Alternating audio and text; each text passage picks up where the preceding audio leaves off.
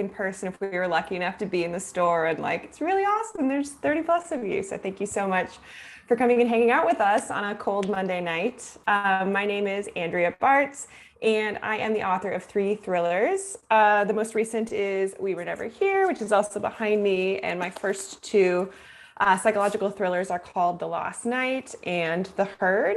I am originally from the Milwaukee area, and my parents have a cottage up in Oconto County, so even further north, the right direction anyway.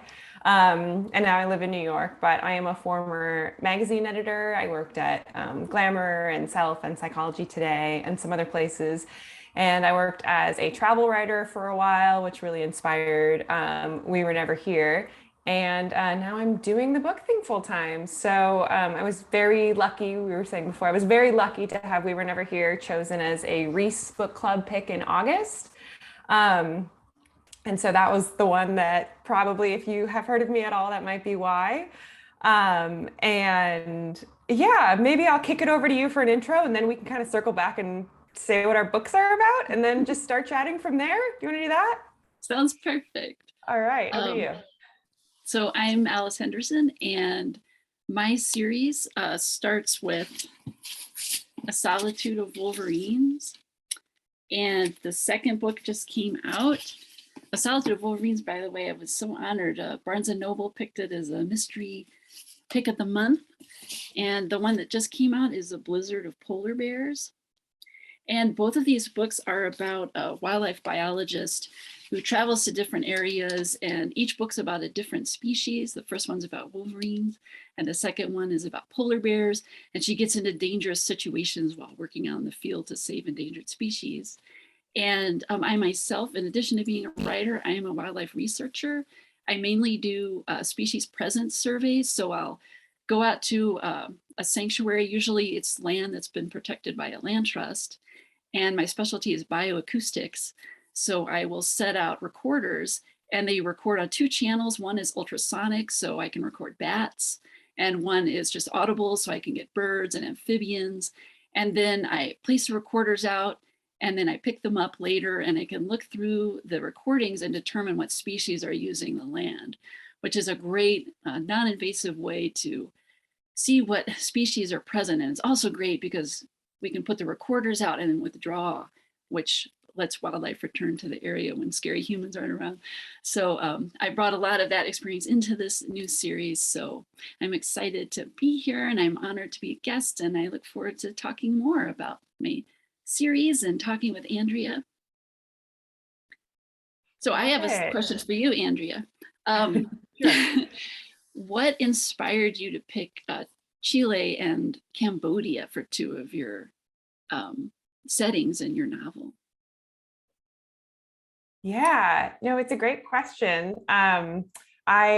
Speaking of dangerous humans, We Were Never Here is a thriller that's about, just the 1-sentence summary for those who haven't heard of it.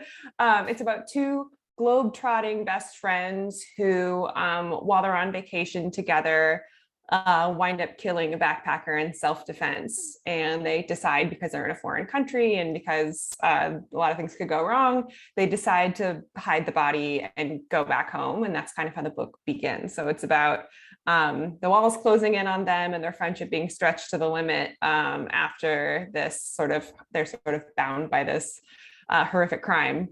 So I actually had the idea for We Were Never Here, that whole sort of first section of them killing a body and then killing a person and then figuring out how to dispose of a body takes place in Chile, in the Elqui Valley, which is a region in the Andes that's really known for its stargazing. So it's pretty remote, it's very dark, it's really beautiful. And in 2019, I went there with a friend, and while we were on this trip together, we realized that we'd sort of picked a weird we'd picked the off season and no one else was really there. So a lot of stuff was closed. Like, it just wasn't the best time to be there. And because we were some of the only tourists, we quickly befriended the one other, young clueless tourist like us, who was this really sweet guy named Steven. He was Australian. And we like found each other on the first day and just instantly became like inseparable. You know, those people that you meet on a trip that you're just like best friends during the trip, and then you'll probably never see each other again. It was that thing. We got along so well. And he was so not creepy and not scary and just such a respectful, great guy that we immediately had a running gag about how he was actually like the psycho who was waiting for his chance to kill us and steal our money.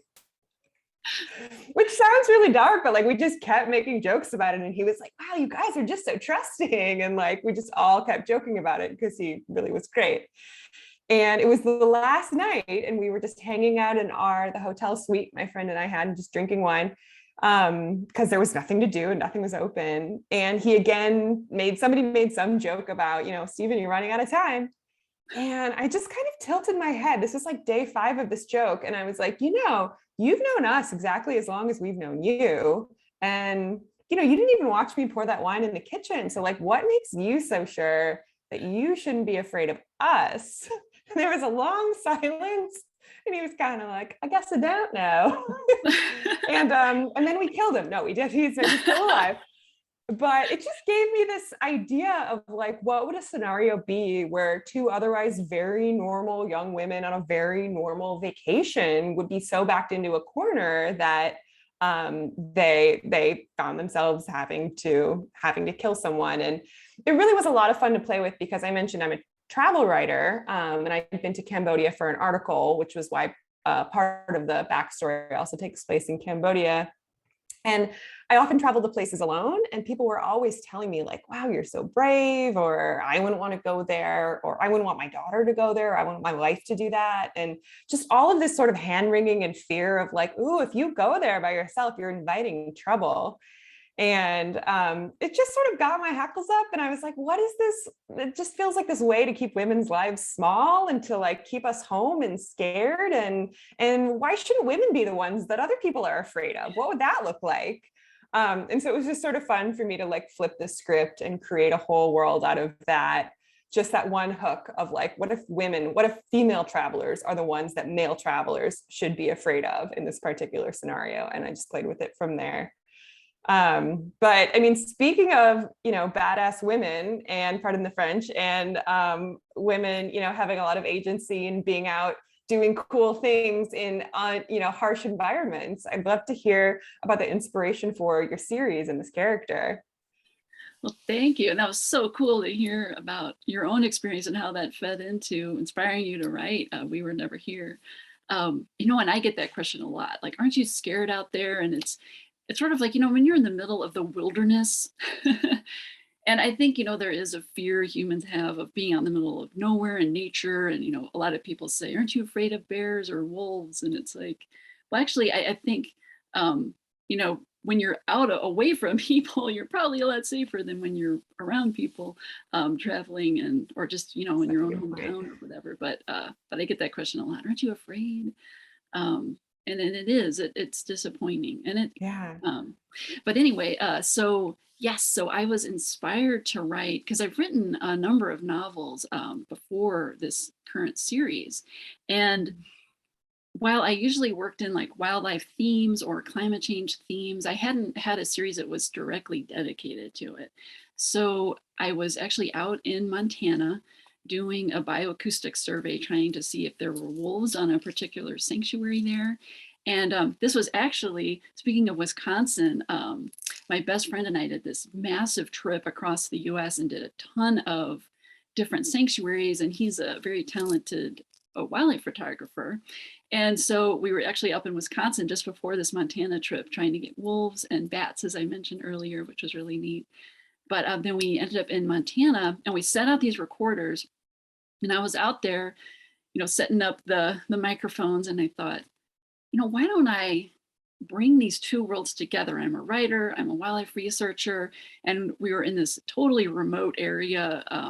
It was very isolated and wild and beautiful. And I realized what a great setting it would be for suspense. If you're out there by yourself and you have no weapons or tools or a way to contact other people for help. And then of course, I'm so passionate about helping endangered species. And I realized I could write this series and spotlight a different species for each book. And so for the first book, we were also hoping to get wolverines on this sanctuary. And so we'd set out remote cameras and looking for tracks and poop. And then we ended up, I went back to camp at night, and I sat there and I thought I should create a wildlife biologist, and she could travel to all of these different areas. And then I could really write these books that were both suspenseful, which is my favorite thing to read, but also shed light on the science behind these endangered species and what's threatening them, and even hopefully, encourage people to take action. In the back of each book, I have a section where you can learn more about the species and even cool volunteer opportunities. Like with wolverines, which I chose for my first book, very few people really know about them. They think of Hugh Jackman in the X-Men, or the mascot of college in Michigan. And so there's less than 300 left in the lower US, and they have no federal protection at all. So I really wanted to bring a spotlight to them first. And it's been so rewarding having readers reach out to me and say that they didn't even realize a wolverine was a real animal, and they were intrigued about helping. But there's cool volunteer projects you could do with them. Like if you're feeling intrepid, you can go out in the winter and track them, look for their prints. So I have that sort of thing in the back of the book.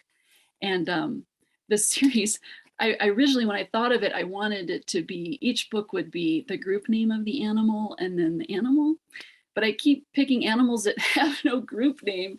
The Wolverine is so solitary, it doesn't have one. So I came up with A Solitude of Wolverines for their group name. And ditto with the Blizzard of Polar Bears. Polar bears do not have a group name. Bears in general do, but specifically polar bears don't. So I had to make up a name for that one too. So it's just been so neat because I get to travel to these incredible places and talk to all these researchers about the nitty gritty of what they're doing.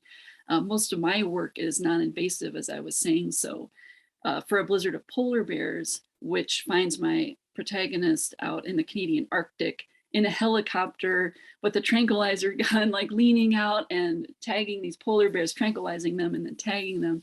I got to talk to researchers who are up there doing that work on Hudson Bay, and it was just amazing. And then, of course, you can probably relate to this, Andrea.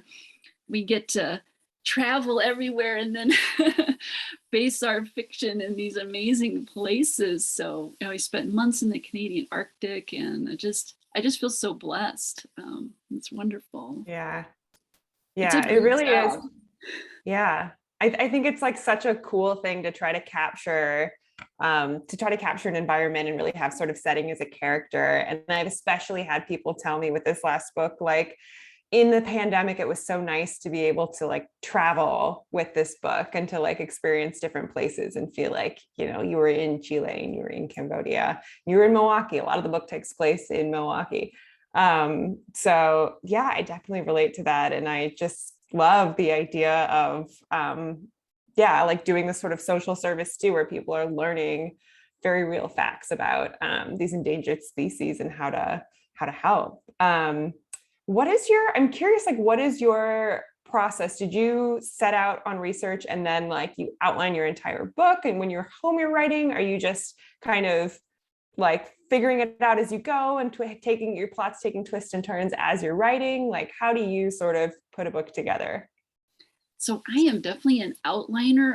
I wrote a few media tie-in fiction novels, like for Buffy the Vampire Slayer and the TV show Supernatural, and those had like 3-month deadlines. And I used to just not outline, but once I had those, it was like, oh my goodness, I better start outlining. I'm gonna, you don't want to get to the end of a seat of your pants book and realize, oh no, I should have worked all these other elements in.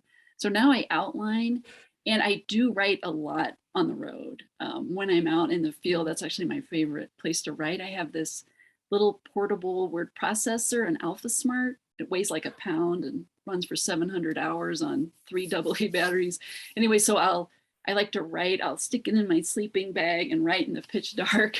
And there's something about that, I guess maybe sensory deprivation or something, where I can really get into my characters and the setting, and it just comes so alive in my mind.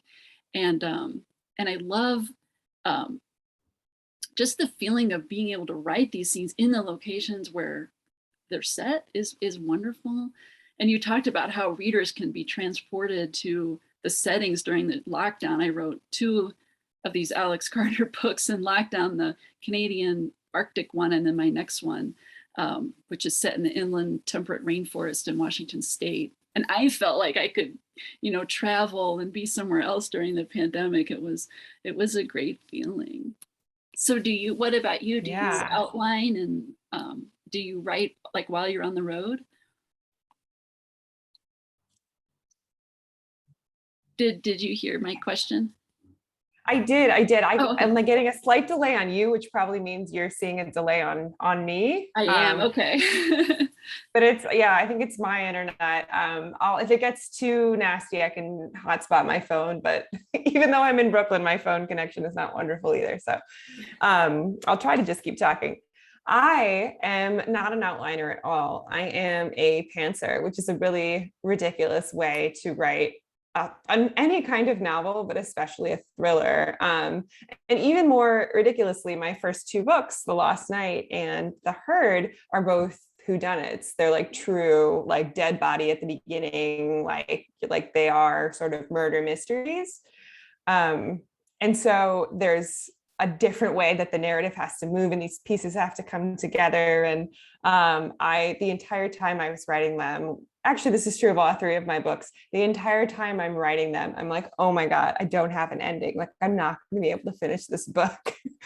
So it's a very, like, I guess, adrenaline walloped way to write a book. I don't recommend it, but I just find like I can't. The only way that I can figure out what happens next is by writing it. Like, I have to sort of be in it. And, you were saying, I love the idea of you in this sleeping bag in the dark, just like writing these scenes and really living it. And for me, I have the sort of headlights in the dark approach of like, while I'm writing a scene, I am in it. And like during that, like while I get to the end of that scene, that's when I know what the next scene is supposed to be.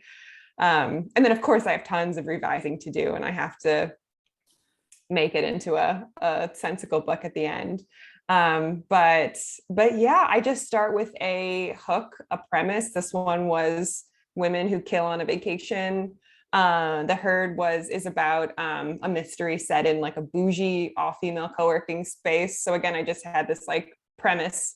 And The Lost Night is about a woman whose best friend killed herself supposedly during like the Brooklyn party scene 10 years earlier. And now she's like uncovering facts that suggest that it maybe was not a suicide. But again, that was like the only piece I had when I started writing. And I had sort of this setting in mind, and I had this sort of like driving question. And then I just write from there. So it's not a way I recommend, but I think a lot of people, a good number of people, pantsers, not plotters, just have to write it to figure out sort of the shape of the story. That makes sense. Do you find that subconsciously were working in seeds and foreshadowing and things, and so you get to a revelation and you're like, ooh, now I see why I subconsciously worked that other stuff in? Do you have that feeling ever? Yeah, definitely. And it's like really exciting when that happens, or when something happens that I didn't expect, or a character says something that kind of shocks me, or something happens that's a big surprise. It's really exciting. But then like, of course my subconscious has been working on this before I realized it. I think the way I approach it, it's sort of like, this is sort of like how our brains grow. Like I put way too many in the first half of the book. I'm just sprinkling like loaded mouse traps and like grenades with the pins pulled out. I'm just throwing details and like potential things I can pick up later, strewing them about. And then once I get to a certain point, then I start picking them up again. And it's like, oh, like that's why that character, is really into X. And that's why I had that character, I have asthma. And like, oh, I can use that. And I'm sort of picking up these little pieces that are already strewn about. But the same way that the brain has like hypergeneration and then pruning, I have to go back and actually take out a lot of stuff that went nowhere, that just ended up being total dead ends. It's like you get a little bit of red herring, but you can't have dead ends. And so if anything, I sort of start with too complex of a setup, and then I kind of pull back from there. What about you? How do you like build in these twists and surprises to your approach? I back when I was a seat in my pantser, I miss that feeling, oh, that's why I worked that element in, and now this all, falls together. But now I use this thing called the snowflake method. And I do it, so you start out, say, with your plot, you write one sentence what your plot is, and then you write a paragraph about what your plot is, and then a page, and you do that for each of the characters, and their motivations and their inner motivations, their outer motivations, their secret fears, what's the obstacles that they're facing both emotionally and physically. And so then I just sort of build it out from there. And it sounds so boring, but I end up with this spreadsheet that has each scene and like who's in it and briefly what happens. And I don't outline to the point where the story's just already been told in my head and it's just dead for me, so there's still a lot of surprises and excitement. And it's nice because in a really tight deadline, I can just refer to that spreadsheet and say, okay, what do I need to write today? Oh, okay, it's this scene is next.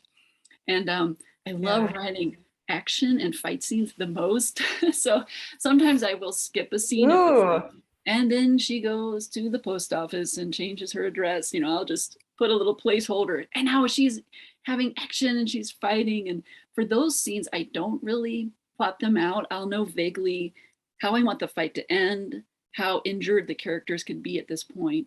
And then the fight, I just let the fight happen in my imagination, and I'm sort of chronicling it as it goes along. So I still get a little taste of the seat of the pantser method doing that, which I enjoy.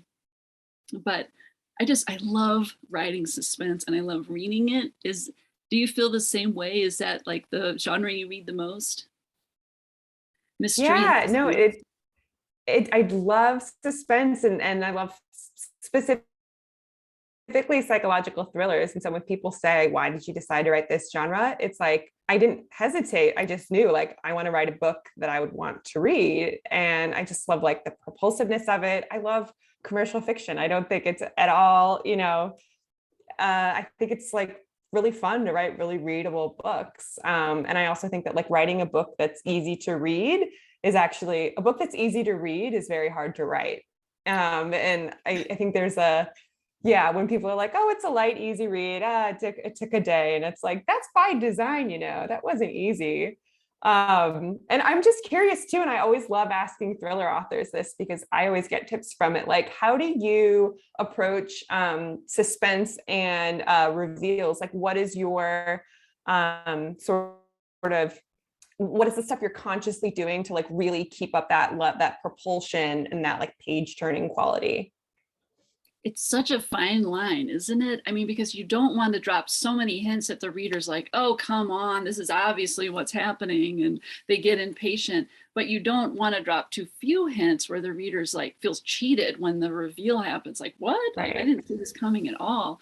So it's such a fine line, and I'm always worried I'm erring on one side or the other. I'm mostly worried I'm erring on the, oh, come on, it's obviously, this thing is the reveal. So it's tough to like layer in these little clues throughout it. And that's one thing I like about the spreadsheet I do, the boring spreadsheet, because then I can really see where those clues are. Because the other thing you have to consider is, what if there's like, did we lose you, Andrea? I think we may have lost her, Erin. Yeah. Oh no. Oh no. Andrea, if you can hear us, I think pop out and pop back in. And we'll be ready. Darn it. Yeah. Let's see. I don't know if we should kick her out and make her come back in. Oh yeah. Oh no. Well, while she's figuring that out, Alice, I'll continue with because I think you both really thread that line well. I didn't feel cheated by either of your plots, and I didn't feel like I'd been spoon-fed too much. And it's I have to imagine that must be one of the toughest parts of writing the page turner is to, because it is disappointing as a reader when too much has been revealed and you've got it, and by the time the book ends. And so I just want to say kudos to both of you, that I think you guys do that so well. But I'm going to say, it's over in my corner listening to you two. It's so exciting to hear two women talking about writing fight scenes and murdering people and having so much fun doing that. And your character is like such a badass. I loved knowing that she was so in control, that she was going to make things turn out okay, because she was the hero of the story and never a victim. And so I don't know what it's like out there in the mystery world for women, but can you talk a little bit about, I don't know if anymore if that is a male dominated world. It seems like it's a male dominated world, but what's it been like as just a woman writing mystery to be in that world? Well, first of all, thank you so much for the compliments about Alex Carter. It was so important for me to create a female who was just really strong, who could fight, who could tinker with engines, and Yes. was just kind of a MacGyver type character, and who could just think and fight her way out of situations. That was really important to me, and who wasn't just some male character's side piece, who could just be on her own and stand on her own. And so I to answer your question about the genre, I've written in a lot of different genres, and I have to say mystery is the most welcoming toward women. I've had zero bad experiences in the mystery genre. Male and female writers have just been so warm and so welcoming and helpful, and it's just a wonderful genre to write in. And yay, Andrea's back. Yay. Thrillers Oh my are gosh, I'm so sorry, everyone. Oh, no problem. I don't know if you heard the question, but it was what experience have we had as women writing in the mystery genre? And I was just saying that it's so warm and welcoming. And there are, when it comes to thrillers versus mysteries or cozies even, there does seem to be a bit of a gender line there. It does seem to be a little bit more male writers in the thriller thing, but even still, I've never had a bad experience. It's been just great. Yeah, I agree. Oh, sorry. Yeah, I was just saying, I found everyone so wonderful, and I've heard from people who write in other adult genres, well, and YA, that like it's just made me really appreciate how warm and welcoming and wonderful people in our genre are within our genre, because it sounds like it's not the case with every with every genre out there. And I think my sort of little sliver of sort of like feminist thrillers is quite female driven, and then what you're doing, which is a little more like action oriented, probably is a little more male. There's like the political thriller and the action thriller, and maybe slightly more male dominated. But yeah, everyone I've met of all genders has been really super awesome. So I feel lucky about that. But people are disturbed that I like seem like a nice lady and then write really, really dark things. So I wonder if you experienced that too. They're like, you write like this comes out of your head? I used to write horror, and I would get that,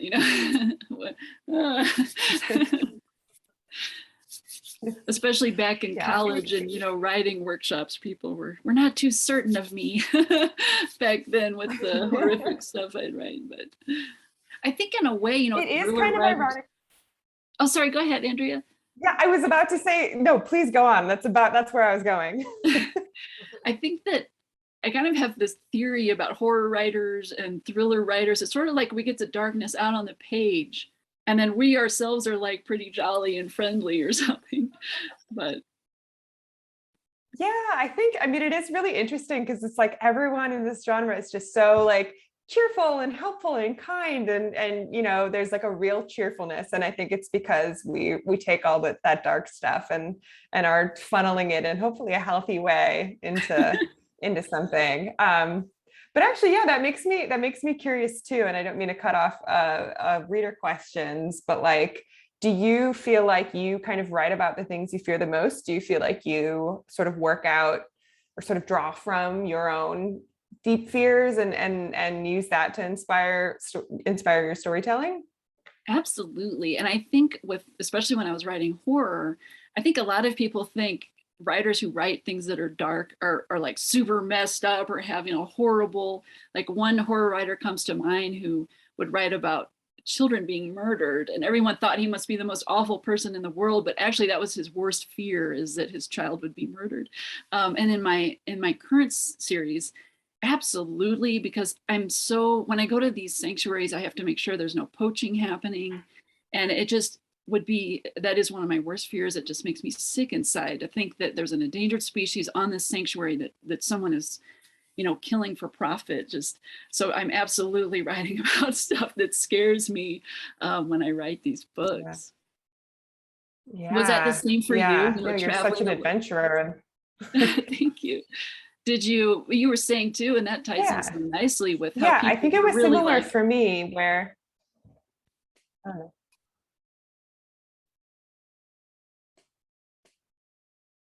How dare you? I'm connected to my phone. So hopefully this is going to continue being connected.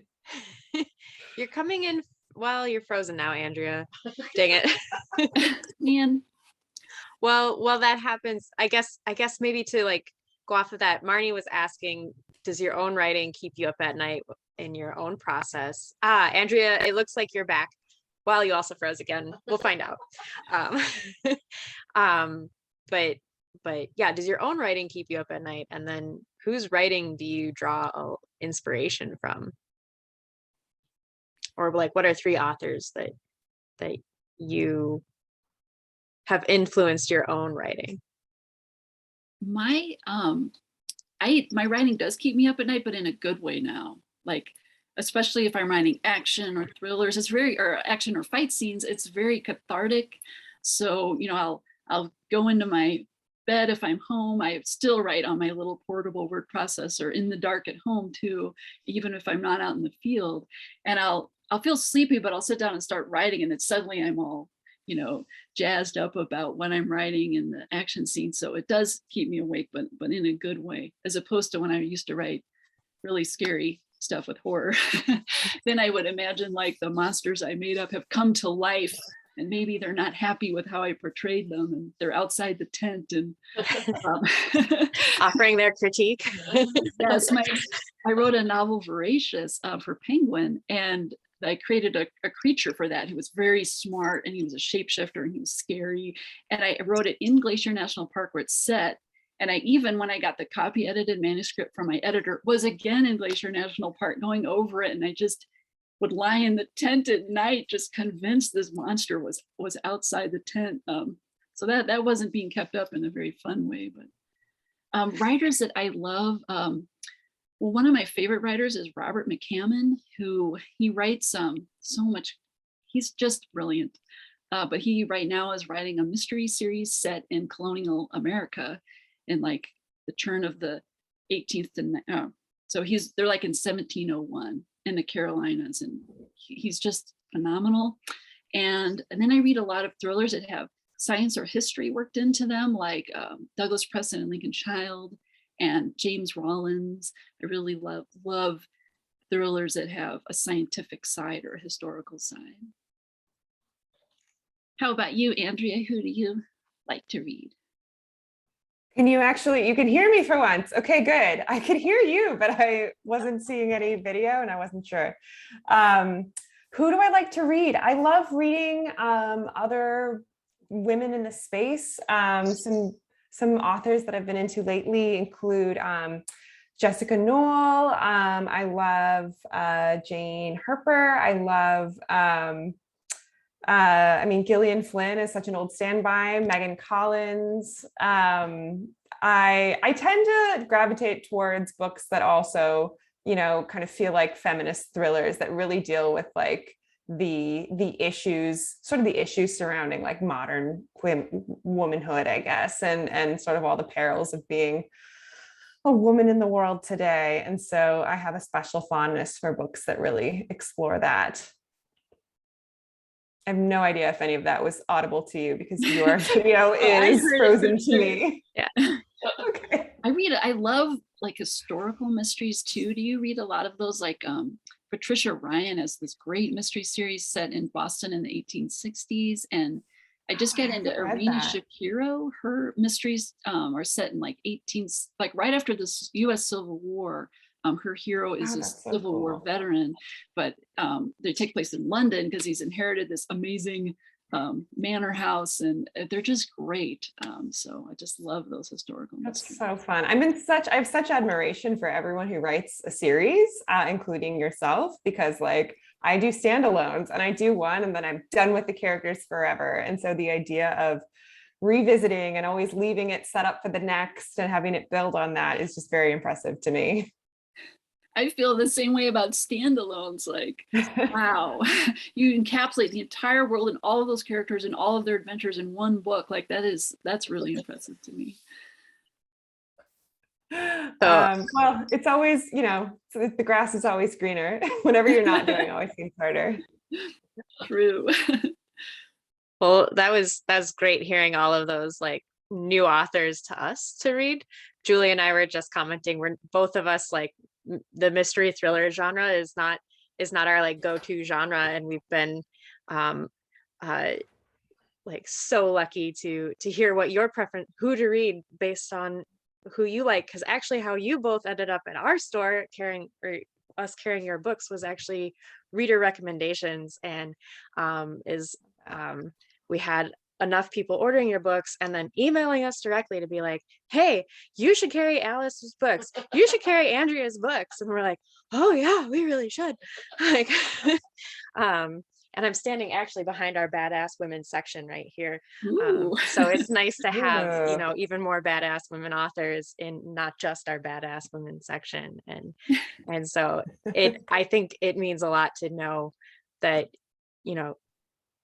to have you here with us is really neat, and to know that we're getting great responses from people who enjoy our store, and we get to meet you, and then now I've got like 5 more authors to go explore. So thank you. Well, thank you so much, readers who recommended us. That's like the highest compliment. Yes, that's wonderful. And I'm curious also, what's next for the both of you in terms of writing or life? Someone asked about a movie series. Oh yeah, it looks like are there any plans for an Alex Carter movie series? Oh man, I wish. My agent is shopping the film rights. That would be great. Andrea, you have wasn't one of your works just optioned? Yeah, I would love to see that Alex Carter. I would love to see that sweeping landscape in person or on the big screen. But the We Were Never Here was optioned by Netflix for adaptation as a feature film. So everyone cross your fingers. There's many steps from it getting optioned and actually showing up on your screens. But I'm super excited by the vision the team has and like the ideas that they had for sort of translating it. So fingers crossed. Congratulations. That's so awesome. Yeah. Thank you so much. Thank you. No, sorry. What was Marnie's question? Julie's watching the chat much better. I vaguely remember a tweet from Andrea about how to carry or dispose of a body if there were 2 people in one body. Was that for We Were Never Here, or am I misremembering the whole thing? It's from Marn. Were you able to hear that? Marnie? Yeah, I heard it. And Marnie, you are correct. And thank you again I think you were like the original recommender that got me into Honest Stuff. So thank you so much. But no, you're remembering that. I was writing the scene where I knew I had these like 2 29-year-old women in the middle of the mountains who had to get rid of a body. And part of that would involve moving it because you had to get it like away from other people. And I've never done it myself. And so I really was like, how would 2 not that strong people do it? And yeah, people had all kinds of suggestions. I had to clarify this is like 2 not huge women because people were like, oh, you'd sling them over your back. And I was like, no, you would not. So the suggestion ended up being either dragging or carrying in, like making a sling out of something. And that was the suggestion that I went with. They used bed sheets and ended up kind of making a hammock for the body to move it. So thank you, Twitter. We always laugh about this as writers, but if anyone saw our browser history or the things that we look up, I mean. Definitely true. Definitely true. And Alice, I still want to hear your answer to the question of what's next. Do we have more Alex Carter coming or? Oh, yes. And I want to hear your answer too. Yes. So I just turned in the third Alex Carter novel to my editor in December, and it's called A Ghost of Caribou. And because once again, I picked an animal that had no group name. There's a herd of deer, but nothing specifically for caribou. And it's about mountain caribou, which are different than the barren ground caribou a lot of people think of, that roam in those massive herds of thousands up in the Canadian Arctic and Alaska. Mountain caribou are a thing of their own, and they live in small herds and very steep mountainous terrain, and they rely on deep snowpack to reach this lichen that hangs from trees, and they eat that during the winter to live. And unfortunately, they were just extirpated from the lower 48 in 2019. And they're called the gray ghost of the forest because they're so elusive. So I thought a ghost of caribou. So Alex, my protagonist, is tasked with trying to confirm a possible caribou sighting that has wandered down into Washington state in the next book. How about you, Andrea? What's next on your agenda? That sounds fantastic. I am currently working on revisions for my fourth book, which will be coming out about this time, in about a year, early 2023. And I cannot say too much about it yet, but whereas We Were Never Here is very sort of sweeping and broad, and it's across several countries, this one is much more domestic noir for me. And it's takes place in just one mansion and a few people who are trapped together during a unprecedented time. And it involves secrets and lies and betrayals, and it's just much more like claustrophobic and small than the other books I've written. So I'm very excited about this one and excited to tell more about it when I can. Awesome. Sorry, I keep muting myself and then I'm slow to unmute. I want to get to as many questions in the chat as possible. It's getting a lot. Although I feel like a couple of them might be asking for giveaways to some of the books. But Melissa asks for both of you, what are the biggest insecurities and apprehensions you have when writing, and how do you persevere through them? That's a good question. I just heard a joke recently that was something like, it was actually Dorothy Parker, I think, said this. She said, if you know someone who's a writer, the second best thing, who wants to be a writer, the second best thing you can do is give them a style guide for writing. But the first best thing you can do is tell them never to do it. I'm paraphrasing, I don't remember the exact quote, but I think writers are just plagued by self-doubt. I had another writer make the joke that you're never more sure your book is great as when you first send it off to your editor, and you're never more sure it's terrible as when you have the final galley and it's going to press. It's tough, and I just make sure that I'm writing every day. And for every book, I go through stages where I think this is the worst thing I've written. And then I'll come back and read that same scene and think, oh, this isn't so bad. And then later on, I might read that scene and think, this is okay. But I think, at least for me, I'm constantly plagued by self-doubt, and I just try to power through it and, get it to work into my editor. And then also a lot of it is, the trust you have in your editor or your beta readers. Hopefully you have people reading the book before you're even giving it to your editor who are honest and can tell you this works or this doesn't work, or in my case, this is too misanthropic. And then, I really trust my editor to make the book even better. So I think those are the things that help me. What about you, Andrea? Yeah, I definitely agree with all that. Like, there's just moments that you're like, this is the worst trash that has ever existed. And there's moments that you're like, this is brilliant. And you just keep riding the waves. I think something big for me too is sort of how much vulnerability and sort of like uncomfortable feelings I want to include in my books. And I'll, my books are all first person. And so you're really inside of this character's head, this woman's head. They're all kind of female driven. And so, I'll have her thinking these really uncomfortable thoughts and feelings of shame and what's wrong with me and stuff that you would never verbalize. And I have to sort of trust it's coming out of my head. I mean, my characters aren't me, but like the thought originated here. And so I have to trust that like it's going to feel, it's scary for me to write, but I'm going to have to trust that like it's going to resonate with readers as like a realistic fear or concern, even if it's sort of like hard to look at, or even if it's uncomfortable. And so I think there's like a certain vulnerability that we have to bring to fiction. And I don't know how people write memoirs and all that, like hats off to them, but there's such a vulnerability of like putting ourselves into and our sort of emotions into these characters in order for them to feel real and relatable and not perfect or not robotic. And that can just be very scary. And it's a scary thing to write kind of a vulnerable scene and know that other people are going to read it, and God, what will they think of me and what will they say? And then I have to remind myself that it is an honor that people can have opinions about my book, that enough people are reading it that like some are going to hate it and be really offended by that line. And it'll hurt if they, tell me so on social media, but it's like getting out there and, sparking discussion. And that's like just part of the journey.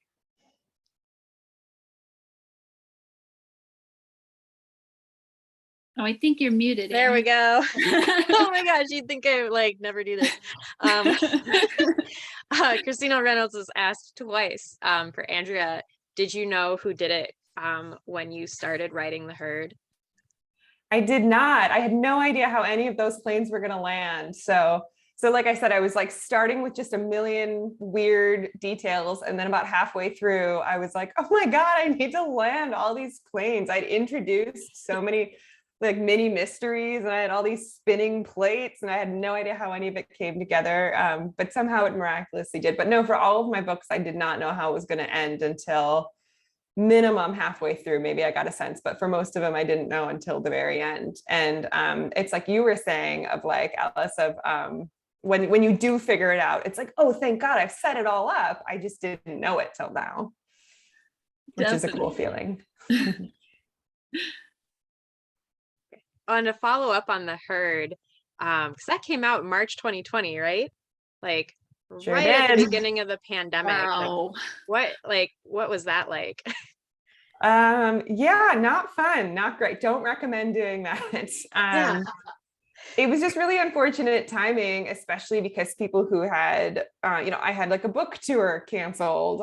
People who had ordered it from stores just didn't get it because those bookstores just closed and refunded their offers, or they did try to send it and it didn't come for 2 months. So it was really disappointing because it had felt leading up to publication day, like it had really good momentum, it had good reviews, it had great blurbs, it looked like it was going to do something. And then it just like came out to a whimper, not a bang. And it was really disappointing, but I felt like the only thing I could do is keep working and just keep writing and keep putting out books and hope that, trust that readers would find them. And I feel like, again, like the story has such a happy ending that the next one that came out was We Were Never Here, which hit the list, the New York Times bestseller list, and like had such a great run.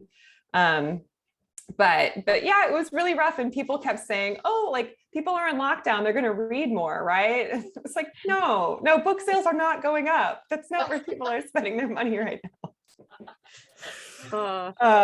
I mean, Alice, what about you? You've had pandemic books come out too. And actually, I'm curious how Honest Dog was, how that was going through the pandemic.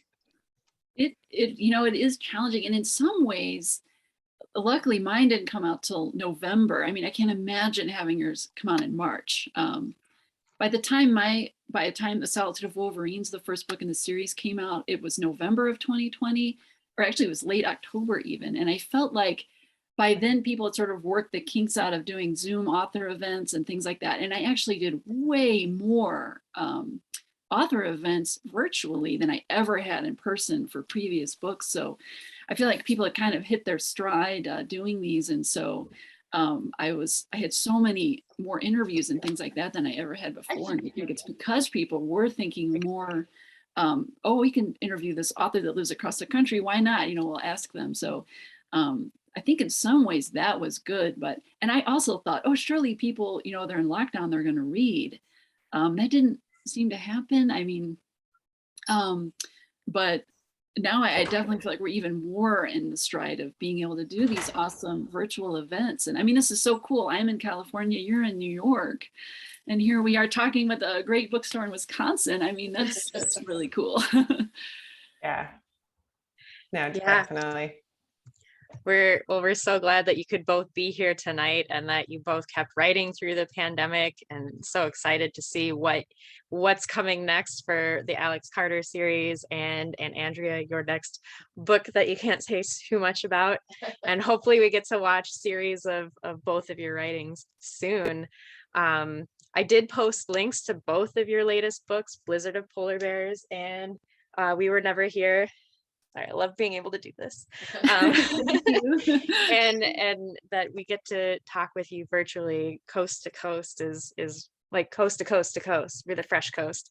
So thank you for joining us tonight, and really looking forward to following you and continuing to read both of your works.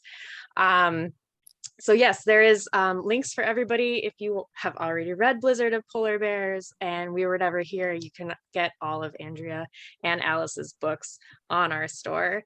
And we do also, I'm going to plug now, we have a Valentine's Day special that we're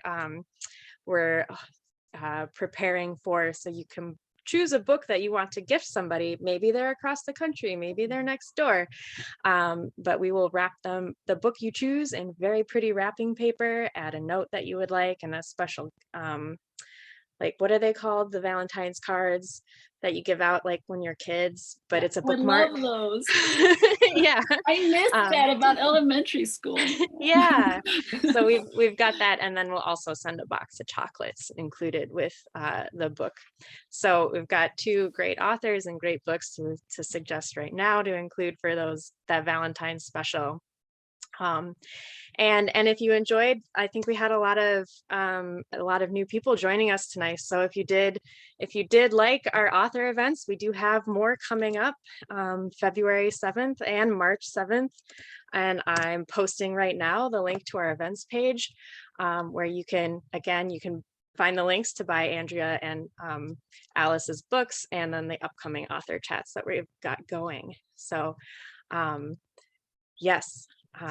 Thank you all, and thank you everybody here for supporting fantastic authors and for supporting us, pandemic and beyond. Goodbye, everyone. Thank you both. It was really fun. Thank you so much for coming, everyone. Yes, thank you all so much. What a treat.